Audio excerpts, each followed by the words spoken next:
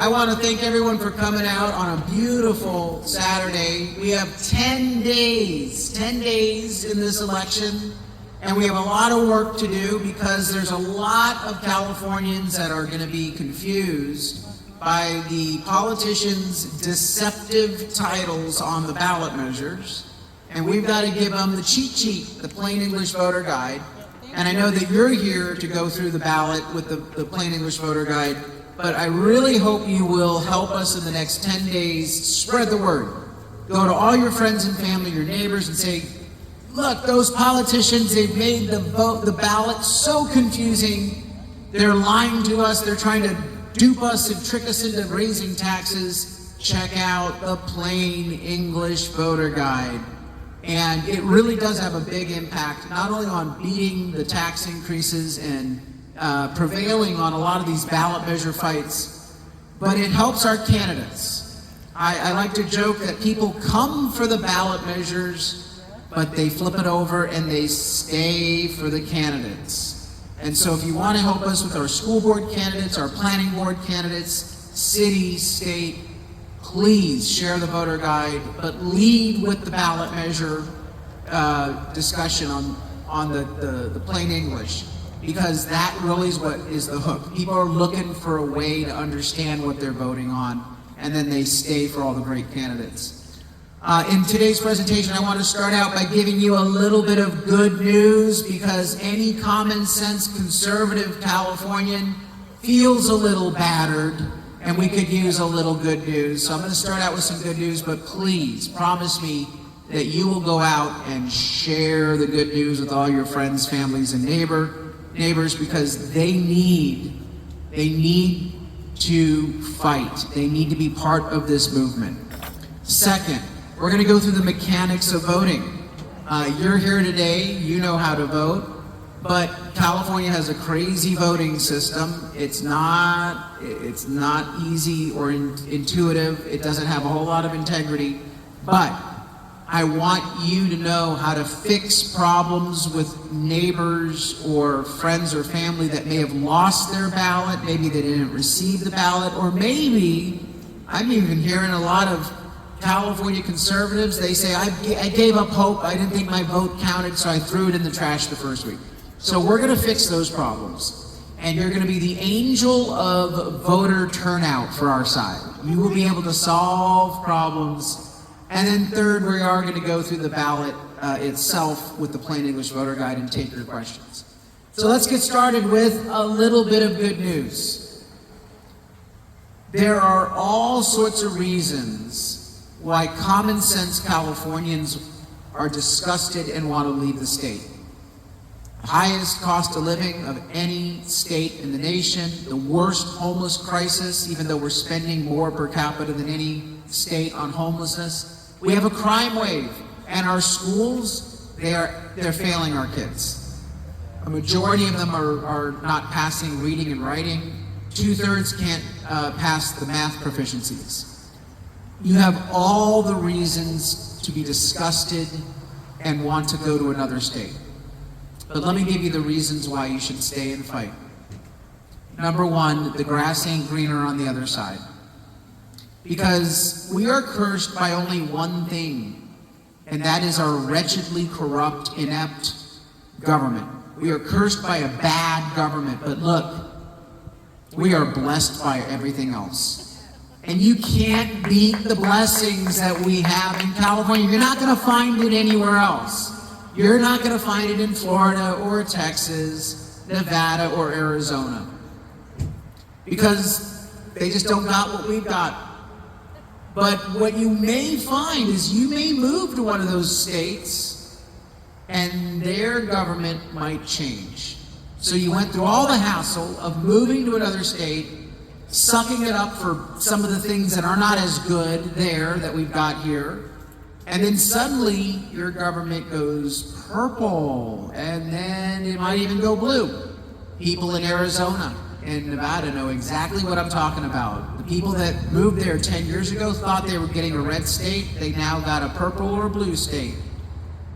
Second reason why you should stay and fight and have a little hope is that we are actually moving the needle. It doesn't seem that way because we are not seeing the needle moving with voters translate into wins for our candidates that we support. And that is because while the voters are waking up in this state, and in a moment I'm going to prove that, I'm going to give you the actual data.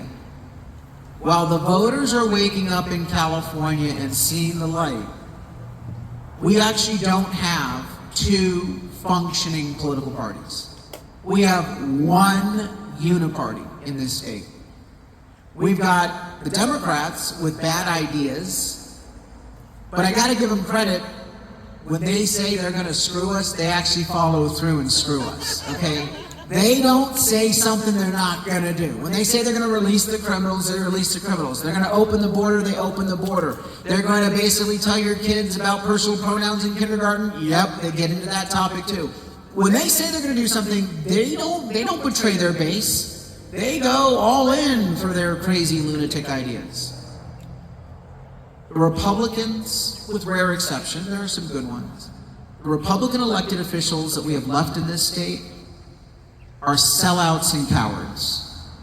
I just gotta be blunt because that's what we're seeing. Sellouts and cowards. And they don't have a plan. What is so infuriating here is the Democrats have a plan. In fact, they're out here in Valley Center, which is a nice conservative community. It's a red area. But you wouldn't notice that, you wouldn't think that by looking at all the rabble-rousing Democrats, and they're there, we're going to take over the planning board, and we're going to do this. Because they're willing to work it, and they are given resources, and they've got a battle plan, and they have taken red communities like Valley Center, and they've moved them purple, and then boom, they're blue. Because they're actually doing what a political party should be doing. They're organizing, they're agitating, they're recruiting, they're filing candidates. And I gotta give them credit for working hard. Our side could actually turn the tide in California, and here's why I'm so confident. And this is why I'm telling you right now, I'm not saying stay and fight to go scream in the wind. No, I'm telling you to stay and fight because I will tell you right now, it is absolutely probable, not just possible, probable. When we fight in California, we can actually turn the tide and move the needle. And that's because the voters, with no help from the Republican Party, by the way, don't give them any credit for this data I'm about to give you. The voters are waking up because the Democrats have failed that badly. The media tells the voters, oh, it's wonderful in California. Nobody's leaving the state. I mean, come on. Everything is rosy, and any problem you might have is all because of the big bad Republicans that have caused it. Yeah, like we have any relevance in this state? No policy has been implemented with Republicans. It's all been one-sided. But the voters are waking up. The last PPIC poll from 3 weeks ago, PPIC is Public Policy Institute of California. They are the Gallup polling for California, and they're pretty reliable. 3 weeks ago, they did a poll. First number, 65%. 65% of Californians say that the state is on the wrong track. And you can't get that number if it's just you and me, independents and conservatives. It's got to be a consensus. We have a big chunk of Democrats who've come to the very tough conclusion that their party has done them wrong, put them in the wrong track. So that's the first thing, is that we are now seeing Californians by a supermajority, 65%, they are absolutely hungry for change. Second number I want to share. When you ask Californians whether we should have tax increases, the number today is 72% saying no. Now, I've been fighting tax increases for 20 years. Me and Howard Jarvis, Taxpayers Association, for 20 years, at the beginning of every election, we would look at all the tax increases, and we would, and by the way, every cycle they've gone after Prop 13, and they've got an initiative on the ballot this cycle, Prop 5, to try to repeal Prop 13, a partial repeal. And so we always start out behind, because Republicans don't know it's a tax increase, so the first thing we have to do is say, hey, here's the plain English, it's a tax increase. Well, that gives us 90% of Republicans. But we still can't win, because we have to go to independents. And if we tell them, hey, it's a tax increase, we get about 40% of independents just by telling them it's a tax increase. But in order for us to beat the measure, we have to get 60% of independents, which means I've got to actually try to convince 20% of independents that it's not the right time, the money's going to get wasted, the cost of living is too much. And we usually do that, but it takes a big fight to convince them. And then, of course, with Democrats, we start out with like 20% saying no to taxes. And in order for us to prevail, we need about 35 to 40% saying no on the taxes. And man, that's like taking a donut away from Rosie O'Donnell. It's super hard. I mean, we have to really hit Democrats really hard to get that 15% swing to get 35 to 40%. But if I can add up those pockets of votes, we can save Prop 13. In every election, God willing, God thank you, we've been able to do it. 72%, you know what those numbers mean? We get the 90% of Republicans. We are at 78% of independents saying no tax increases. We're starting with that. I don't even have to do any work. I just have to say, hey, it's a tax increase, and boom, they're there. And for the first time ever, this has been 20 years that Howard Jarvis Taxpayers Association and Reform California have worked side by side. We always do this poll and kind of get a sense of where we start out. For the first time ever, more Democrats are against the tax increases to start, even before we say anything. 41% are no on the tax increase, 38% say yes, and the rest are undecided. Gosh, a broken clock is right twice a day, but we got that starting point. That's how you get the 72%, but it's not just that. We have 68% of Californians saying that our border is at a crisis, it's not secure, that we ought to cancel the sanctuary state law and cut off the welfare benefits and free housing and free health care that the Democrats are giving illegal immigrants to induce them to come across the border. 68%, that's a supermajority. We have 62% of Californians saying that when a school fails the proficiency standards, that the parents in that district should be given education vouchers to do homeschooling, public school, private school, religious school. We've never been in the 60s on education choice in California, but now we are there. And then finally, and it's going to be quite glorious, 70% of Californians are voting yes on Prop 36, make crime illegal again. Now the reason why I wanted to share these data points with you, because I'm a data-driven guy. Without any honest media in the state of California, without a Republican Party that can find its ass with a search party and a map, we have voters naturally waking up saying, this supermajority of Democrats, they're not doing good for us. They are hungry for change. The only problem?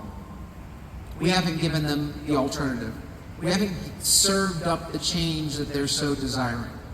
And that's on us, not you and me. That's on a party that hasn't got its act together. Now, I will tell you right now, we shouldn't go to the Republican Party elders and say, pretty please, because we've done that for years and they haven't come around.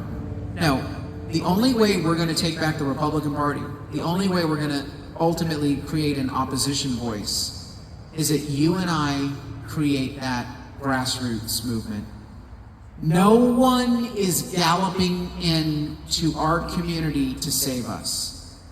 We are going to save ourselves, and we are quite capable of doing that. I will tell you that these Republican establishment figures, eventually they're going to join, and they will be part of our coalition. I always say, whenever you show up to the party, you're welcome. Just come on in, we need your help. Because you win by adding, not by subtracting. Okay, that's always been the philosophy. But the only way they're going to show up and join this movement is when we create a parade down the street, and they know how to do one thing well, take credit for someone else's parade. And that's fine. Come have the credit. We don't care. As long as you join at some point and get the job done.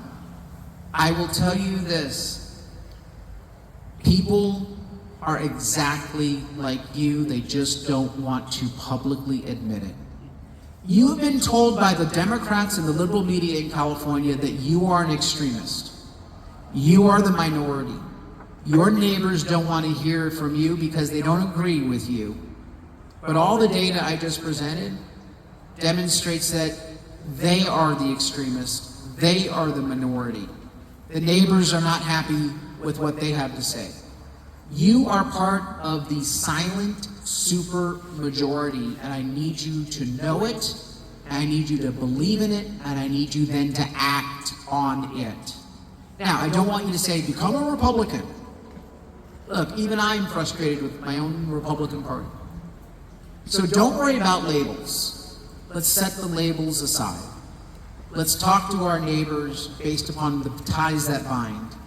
And so when you talk to them in the next 10 days, and I even have a list of people I want you to talk to, I've cultivated a list in your neighborhood.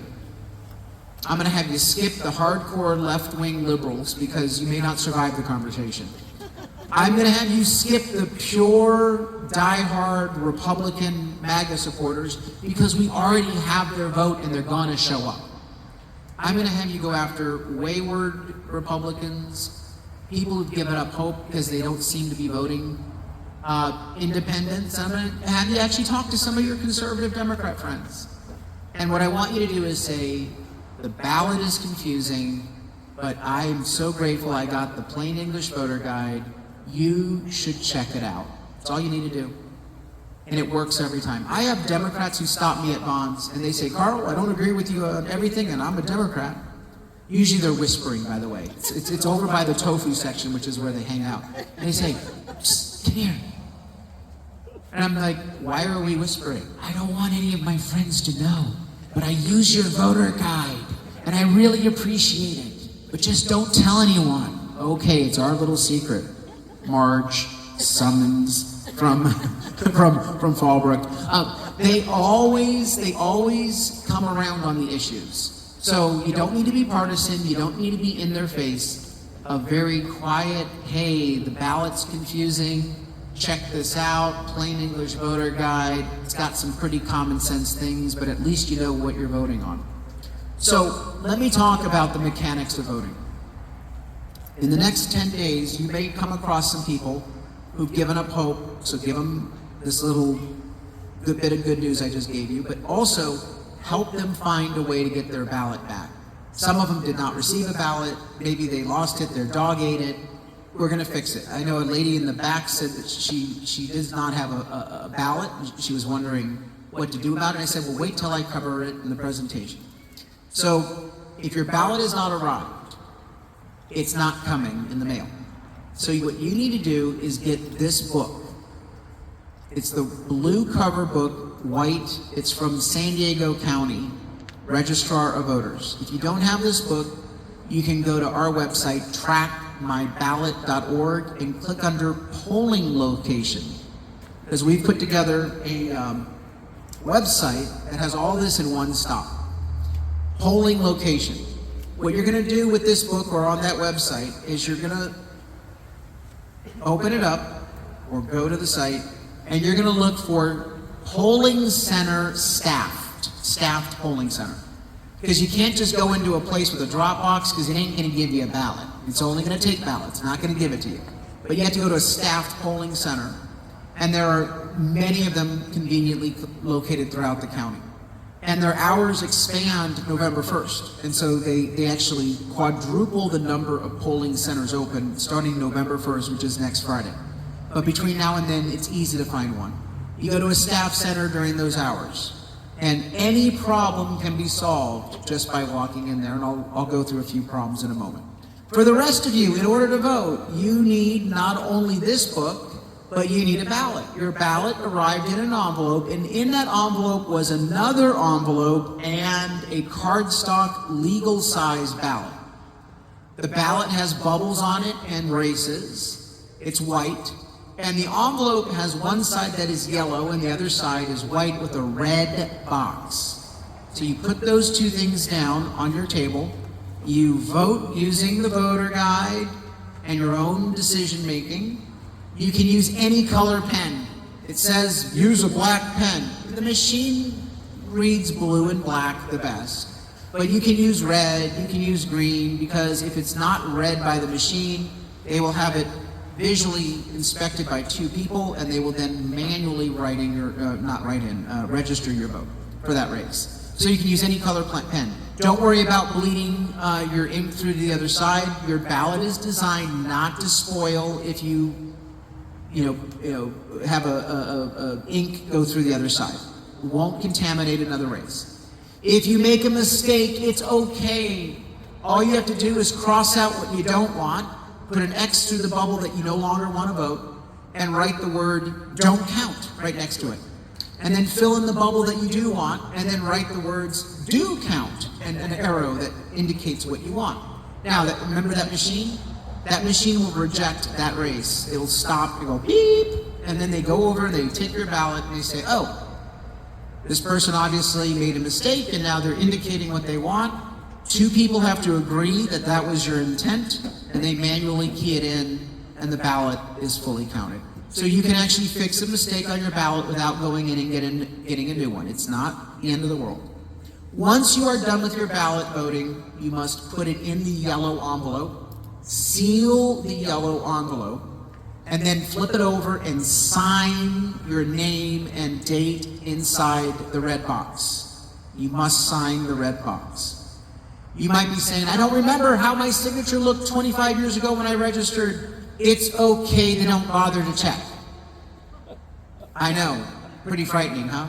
Most signatures are just simply accepted at face value. Usually the only thing that they're rejecting is if there's no signature at all, and you'd be surprised how many conservatives don't sign the red box. Please sign. Do your best. If they do reject your signature, you're going to find out about it. I'll tell you how in just a moment. It's okay. You're going to be doing trust but verify. So sign that box. On your envelope, there's a black box in the top right of your envelope. Do not sign that. If you sign it, it's okay. You're just saying, I'm harvesting my own ballot. That's like saying, me, myself, and I decided to vote together today. You don't disqualify your ballot if you sign the black box. It's okay. But the black box is really there only if you take a ballot from someone else and then return it. You are now something called a harvester. Not an organ harvester, a ballot, a vote harvester. So you sign the black box if you take it from someone else. For example, tonight, we are accepting ballots at the registration table in a lockbox, the black box at the very back. And in the morning, we have a ballot harvesting manager. And he sits there and he's got the awful task of signing every single ballot as the custodian. And then he takes it into the direct registrar of voters office in Kearny Mesa, the central location, so it gets processed immediately. So he has to harvest the ballots by signing and dating the black box in every case. If you harvest a ballot, the only thing you're able to do is sign that black box. You're not allowed to sign the red box. You also must not touch the ballot. That must only be filled out by the voter. It's illegal for you to touch someone else's ballot and fill it out. Unless you have power of attorney and are disabled, you must let them do that. All you can do is sign and return. So that is what you need. You need the yellow envelope and you need a ballot. The next thing you do is you return it tonight to that drop box that we've got here. Or if you would like, you can no longer return it by mail. Now, you could, but you're putting your ballot at risk. So if you find someone in the next 10 days that says, I'm only willing to return it by mail, I won't let you harvest it, go ahead and tell them to make sure they get it postmarked by Tuesday. But I don't recommend mail-in ballots as of the last Friday, because what I need to do is make sure that your ballot's counted by November 1st. So the only way for you to get that ballot returned now is either give it to us, it gets returned manually, or between now and Tuesday at 5 p.m., you may open this book and return it to either a drop box or a polling center, but you'll have to do it yourself. Again, we want to cut the Postal Service out of it. I told everyone, vote by mail in the first 2 weeks. President Trump joined me in that call. Vote by mail. You can trust your Postal Service. But you're going to verify. The reason why we were okay with mail-in ballots is it gave them 1 or 2 or 3 days, 4 days to return it. Now we've run out of time. You got to cut the postal service out of it. You're going to have to manually take it into a drop box or the polling center by Tuesday at 5. Why do I say Tuesday at 5 all ballots must be returned? Because on Wednesday, Thursday, I'm giving the Registrar of Voters 48 hours, 2 days to process your ballot. Now, they've been processing ballots same day or within 24 hours. I'm going to give them 48 hours. Because on Friday, November 1st, you are going to go to the website trackmyballot.org, which you can access directly, or you can get it through our website, san-diego-electionguide.org, and you will click on Track My Ballot on Friday, November 1st, because you have 4 days left in the election. Friday, November 1st, you go to that website, you put in your first name, your last name, your zip code, and your date of birth. Ladies, don't lie. You have to use the actual one. You put in your date of birth, not your driver's license, and up pops your voting status. And it should say received and counted. Do not accept just received. If it says nothing, it's not sufficient. If it says rejected, you obviously have a problem. But you have to see the word counted on that line. Now, before then, you actually may get an email or a text from the Registrar of Voters in advance of that saying, congratulations, you've been counted. If you get an email or a text saying you've been counted, you don't need to check the website, you've been taken care of. All of us else will be on that website manually looking up our status. If by 5 o'clock on Friday, November 1st, it doesn't show counted, Saturday, Sunday, or Monday, but not on Election Day, Tuesday, November 5th. Saturday, Sunday, or Monday, you are to go into one of the staffed centers, and you now have a problem. So now you're standing right next to the lady in the back table who does not have a ballot. So she didn't have a ballot, so she's standing there on Saturday, November 2nd. You're standing there on Saturday, November 2nd, because you returned your ballot, and it's not counted. The two of you explain your problem to a staff member. Now, when someone says I don't have a ballot because it never arrived, it's a clear indication that something went wrong, and they will give that person a second ballot. Does everyone here know that under California state law, everyone in every election is eligible and entitled to 2 ballots? Did you know that? If you're a dead person, the Democrats give you 4. But you, with a pulse, you only get 2. You get your original ballot, and of course, presumably, they mailed out her original ballot, but it didn't get to her. You get your original ballot, and then you get something called the provisional ballot. The provisional ballot is your replacement. It's also your insurance policy. So you walk in there and you say, I didn't get a ballot. They have to issue you a provisional ballot. The second person says, I voted at Carl's table on Saturday. He returned it on Sunday. It's now Saturday, and a week later, I'm not counted. I want my provisional. And the lady or the guy will say, don't worry, hon. It'll get counted. It's probably just in the system. Don't take that as an acceptable answer. Say, I'm glad you have confidence, but I am entitled to my second ballot. It's my insurance policy. Hand it over. And they must hand it over. If anyone has any problems, by the way, with voting, contact my office. We will put our staff on the line. It's not because they are intentionally trying to screw you. Most of these election workers are very good people. They may not know all of these details, but we will let them know and tell them, call this person at the Registrar of Voters. They will collaborate and confirm. So the person gets a second ballot. You get to fill out the ballot, but the lady who did not get the ballot originally and you who didn't get it counted, your ballots are both put in something called the provisional box. This is your insurance box, the insurance policy.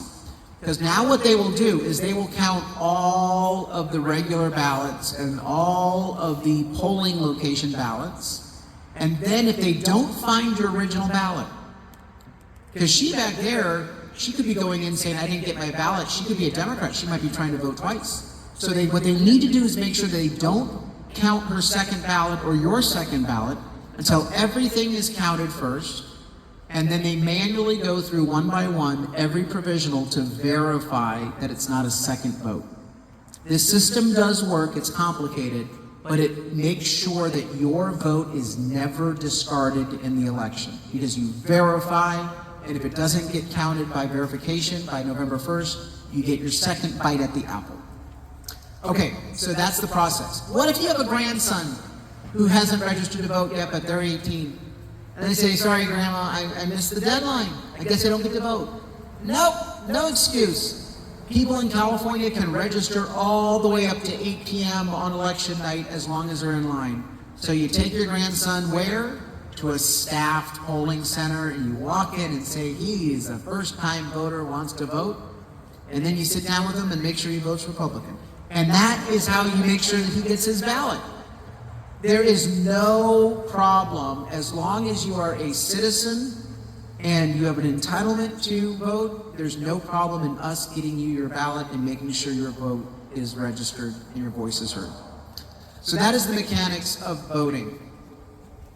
Let me tell you, you should never ever vote on election day or any day after by mail-in ballot after November 1st, the Friday before the election, because they stop counting ballots at the Registrar of Voters office at Friday at 5 o'clock. Why? Because all of the polling centers surge their hours Saturday, Sunday, Monday, Tuesday, so they need all the staff to go to the polling centers. They don't have enough staff to process ballots. So if you're not counted by that Friday, you ain't gonna be able to verify your vote. If you go into the polling centers on election day, you're only creating a long line and suppressing our vote. My job is to turn out lazy Republicans. My job is to help you turn out your first-time grandson voting.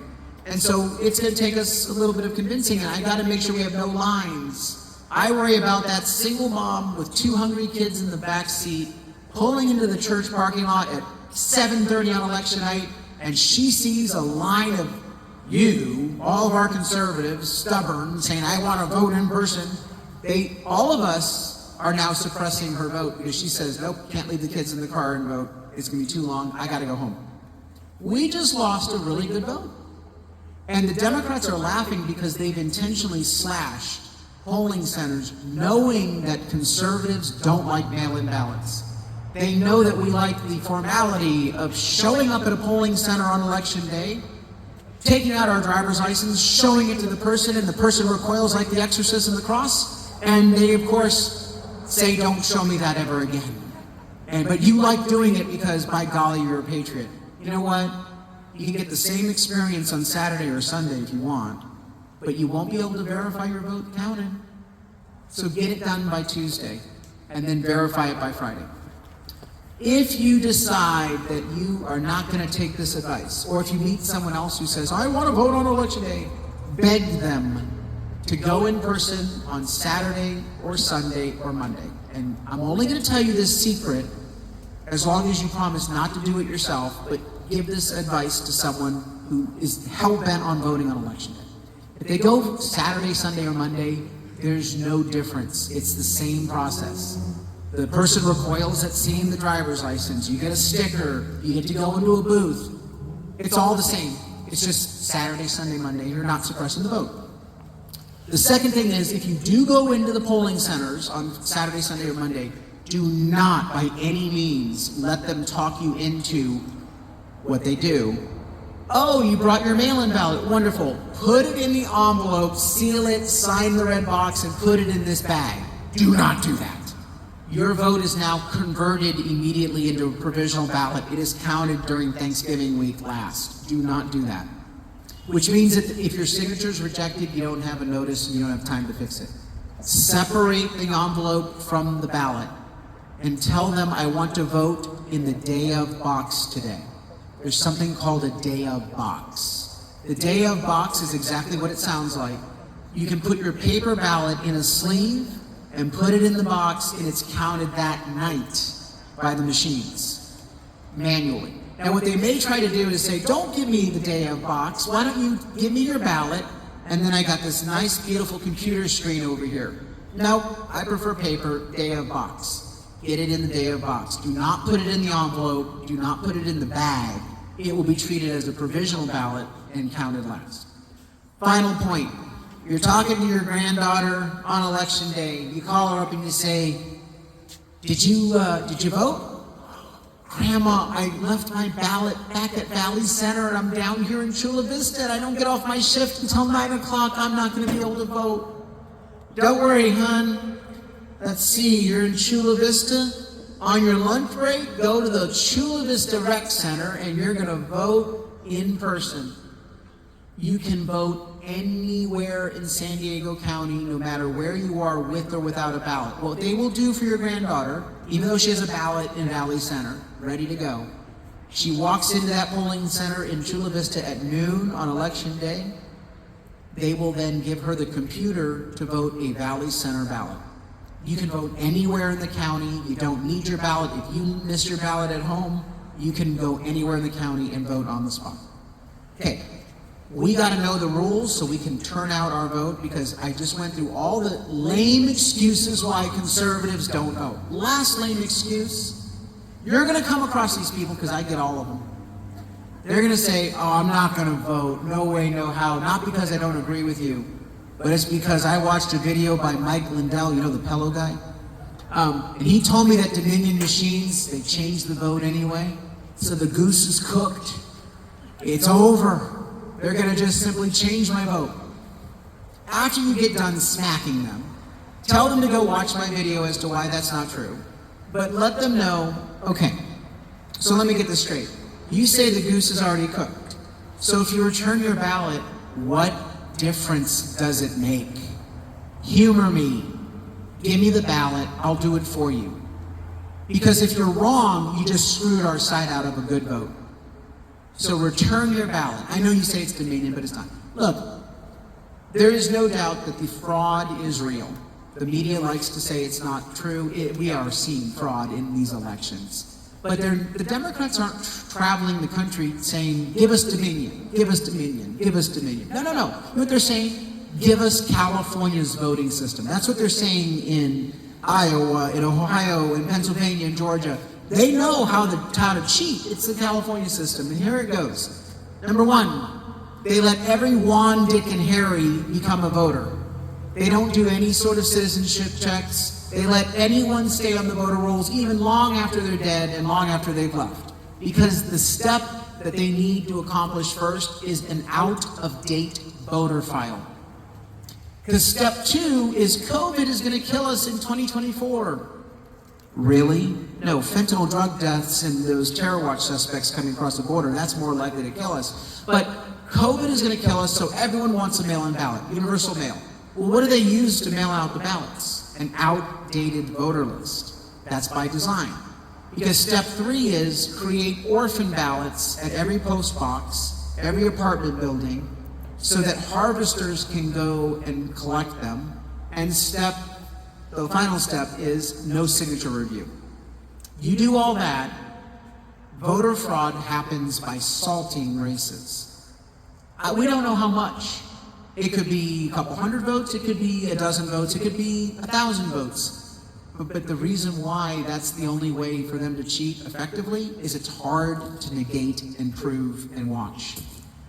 We're not going to be able to stop that.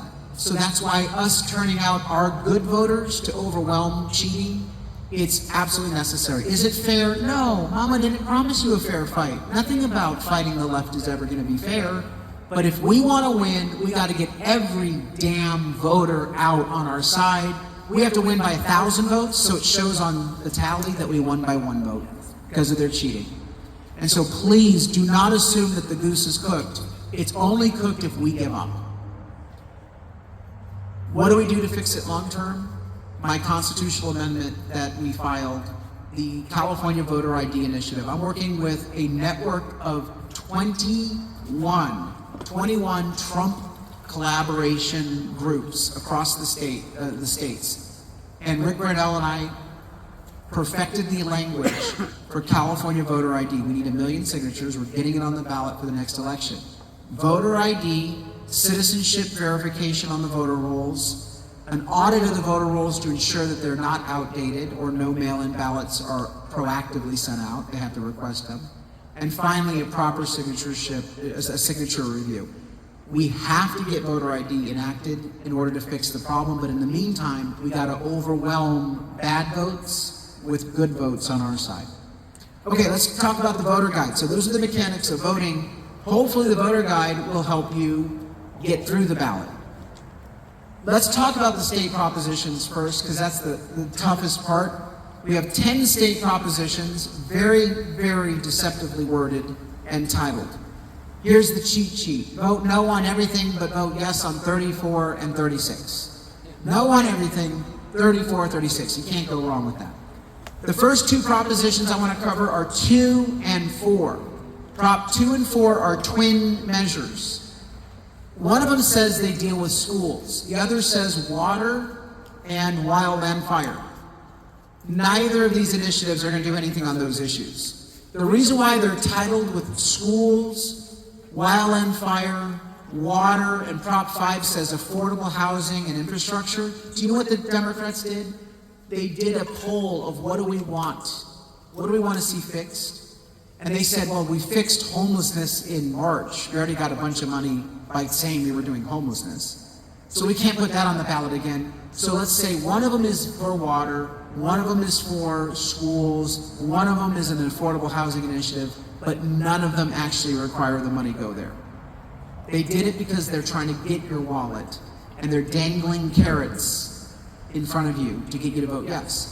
What does Prop 2 do? It borrows $10 billion to backfill their budget deficit with the schools. Because 50% of our funding goes to education. $10 billion was needed to backfill that spending. Not a single penny has to go to building classrooms. Prop 4 is even worse. No requirement that it goes to water or wildland fire. Most of it goes to left-wing social causes and climate change.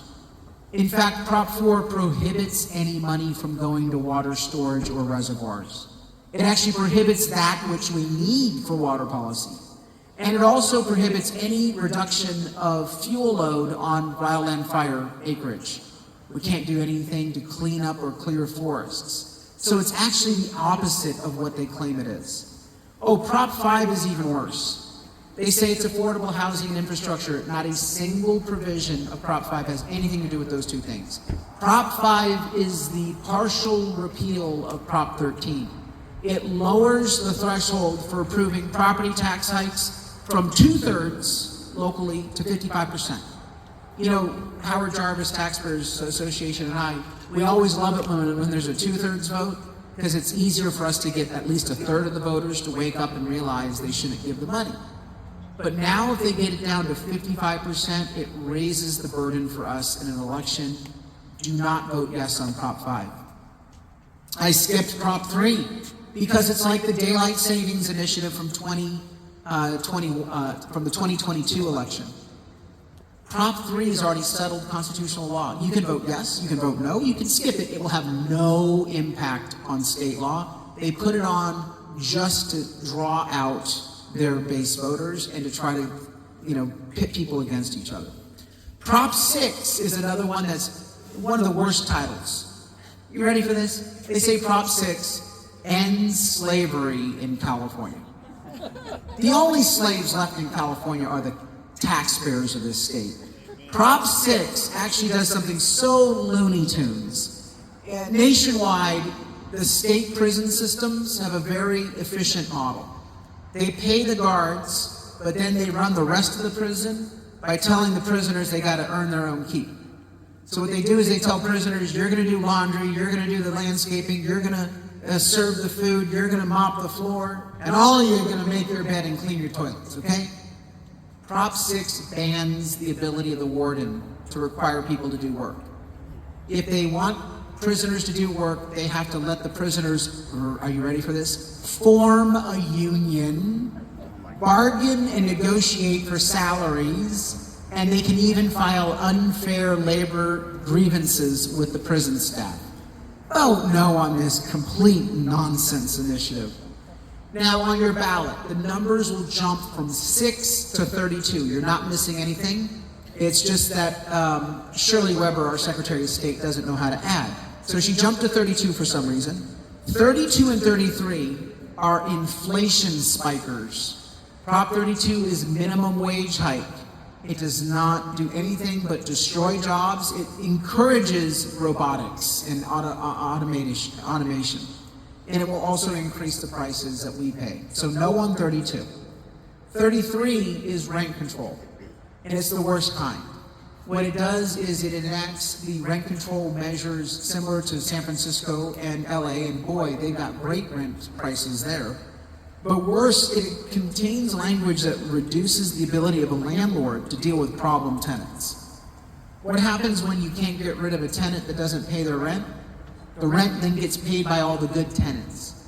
And that's what this sort of philosophy does. Good tenants are actually the ones punished by these left-wing giveaways that the politicians offer. It doesn't make things more affordable, it restricts investment, and it literally causes a lot of landlords to just give up and convert to single-family units rather than rentals. No on 33. 34 is a rare good one.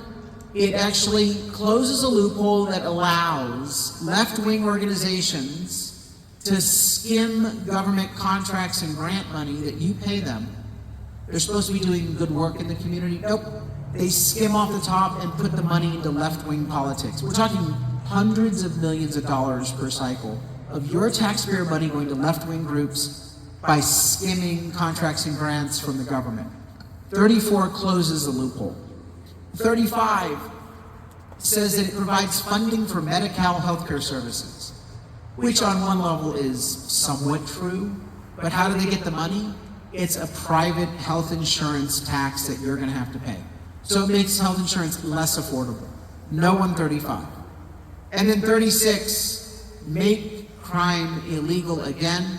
It restores the ability of police and prosecutors to prosecute the smash and grab criminals, fentanyl drug dealers. These tools, which were taken away in 2014, that caused the crime wave, we now get to give those tools back to law enforcement so that they can protect us. Now let's go on to local propositions, rapid fire. Here in Valley Center, there's a bond. I think is it WW? No, it's SS. Yes, SS. There are local bonds, but bonds are not free money, they are property tax increases. We encourage a no vote in this inflationary time, a no vote on all tax increases.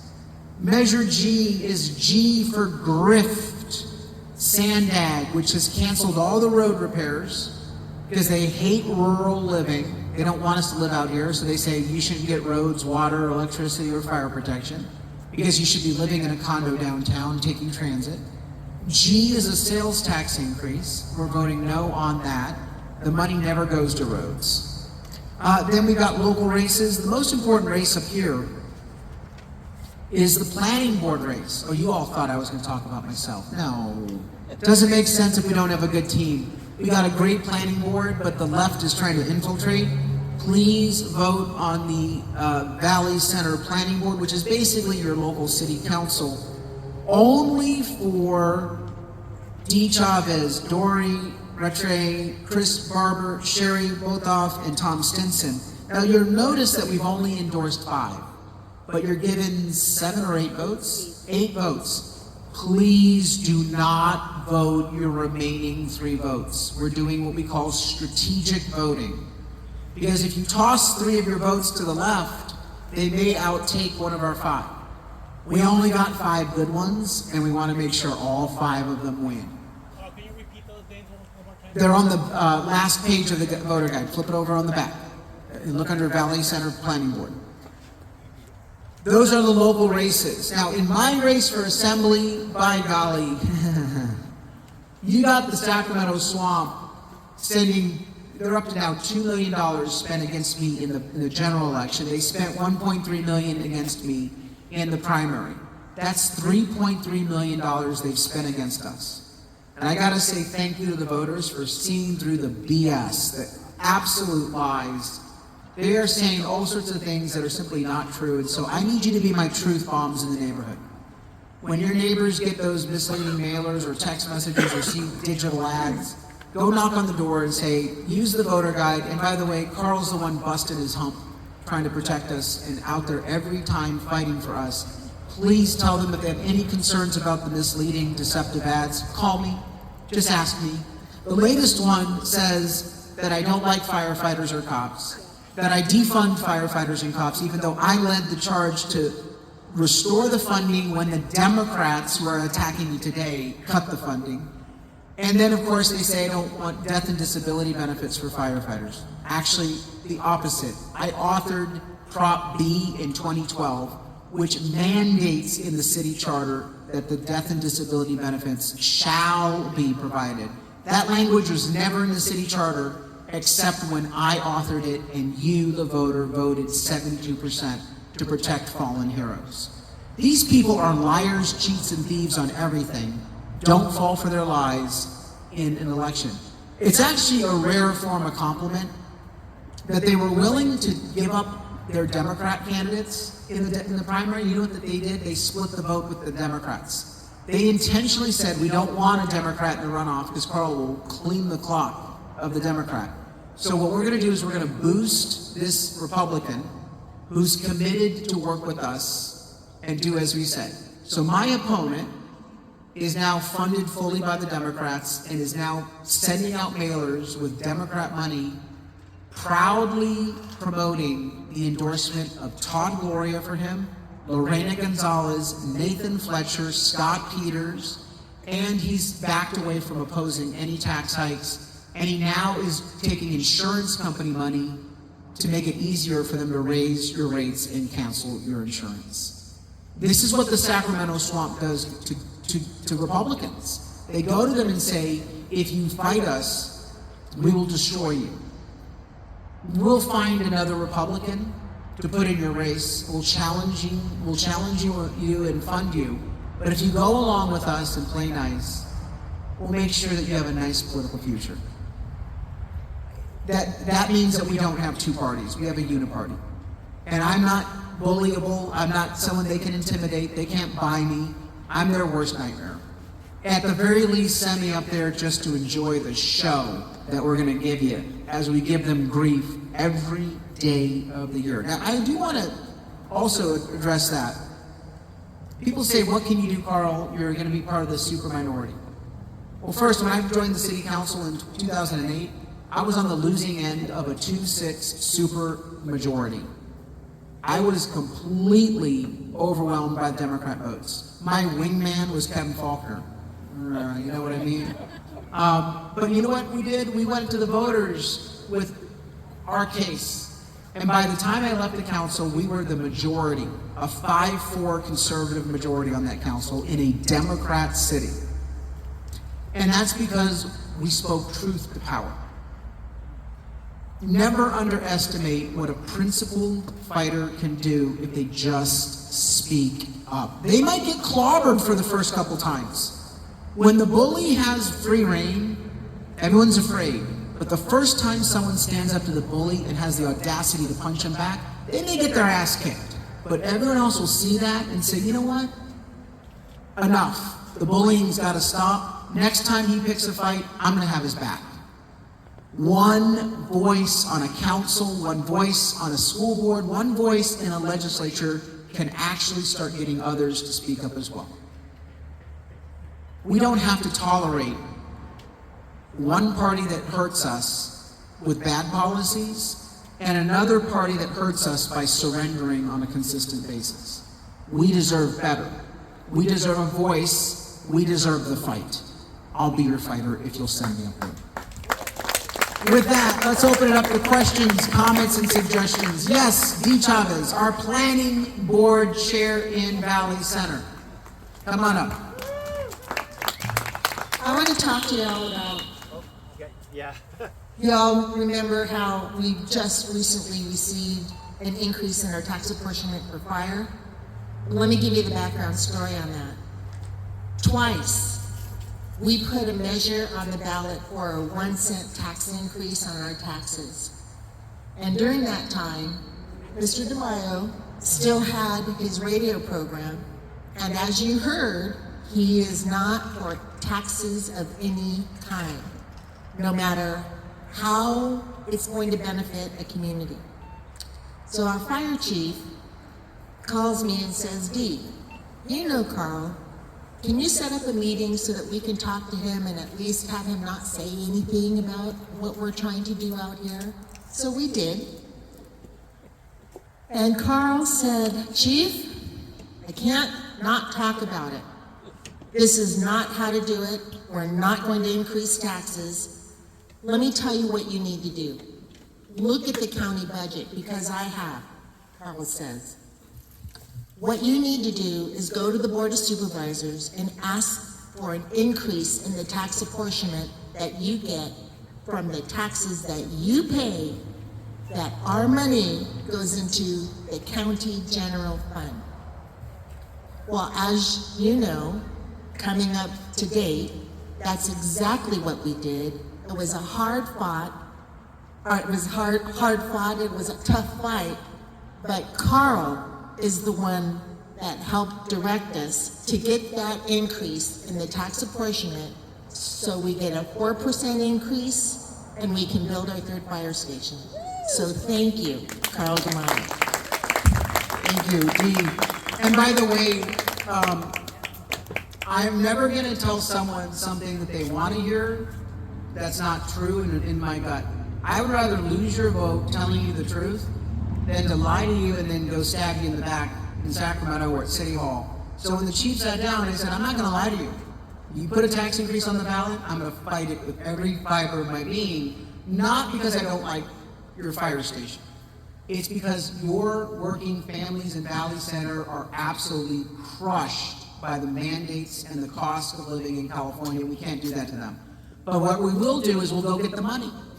Because you already pay the highest income tax, the highest sales tax, the highest property taxes. Even though we got Prop 13, our assessed value is so high, you are paying per capita some of the highest property taxes in the nation, the highest gas tax, the highest utility rates, the highest car tax. By every measure, we are overtaxed in the state.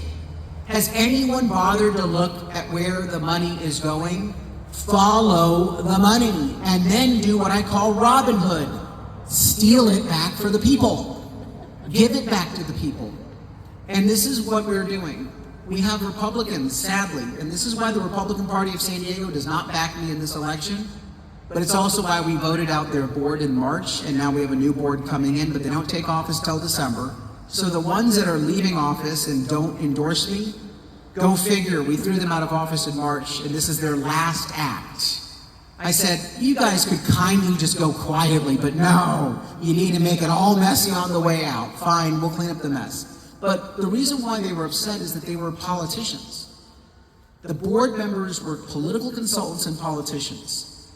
And I spend almost most of my year talking not to Democrats why they should clean up their act, but trying to beg Republicans, please don't vote this way. Don't put a tax increase on the ballot.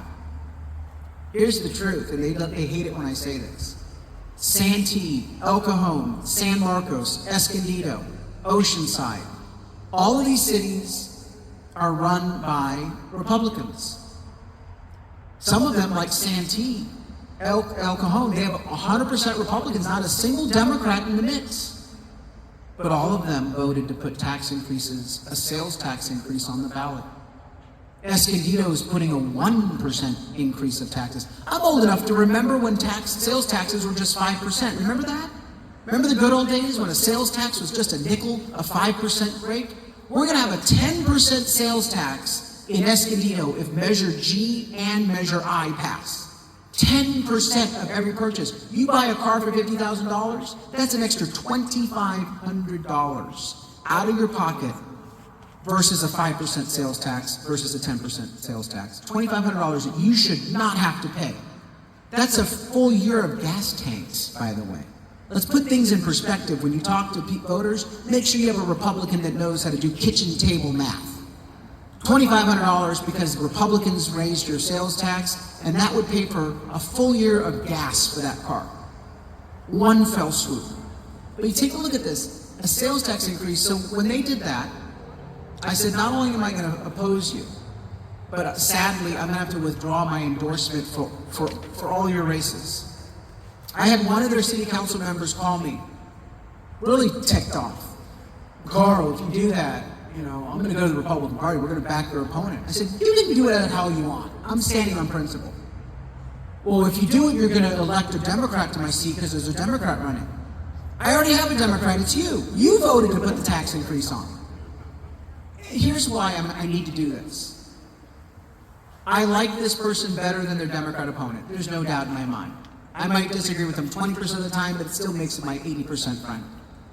But by golly, I'm sick and tired of Republican politicians taking us as a cheap date for granted. They go to Sacramento, they go to City Hall, and like the cartoon, a little devil pops up on their shoulder. It's the lobbyist. It's the Democrat activists. And they say, do it, raise their taxes, give welfare to the illegal immigrants. That's what they say. We have a Board of Supervisors member, I won't tell you his name, Joel Anderson, and he voted $6 million for hiring social workers for illegal immigrants alone, just for illegal immigrants, to work the navigation system of welfare.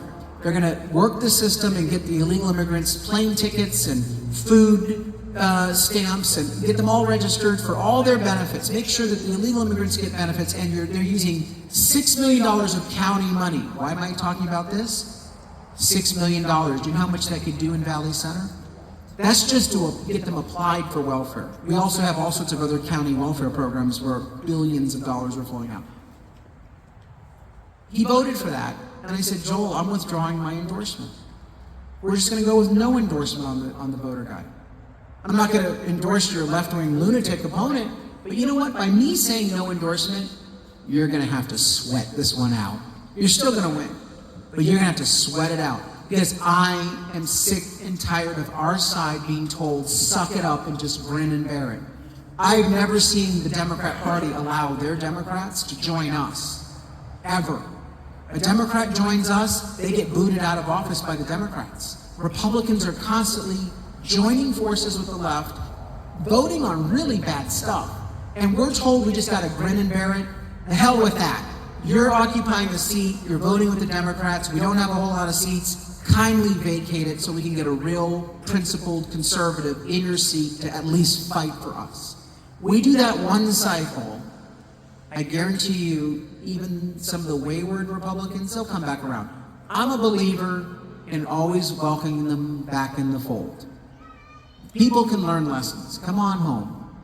But I will always keep an eye out, because I know you did it once, and if we let up on them, they may do it again. If we don't do this, we're not going to have a party. We do this, we're going to have a party, we're going to have a voice, and we're going to then be able to have, eventually, a majority in California.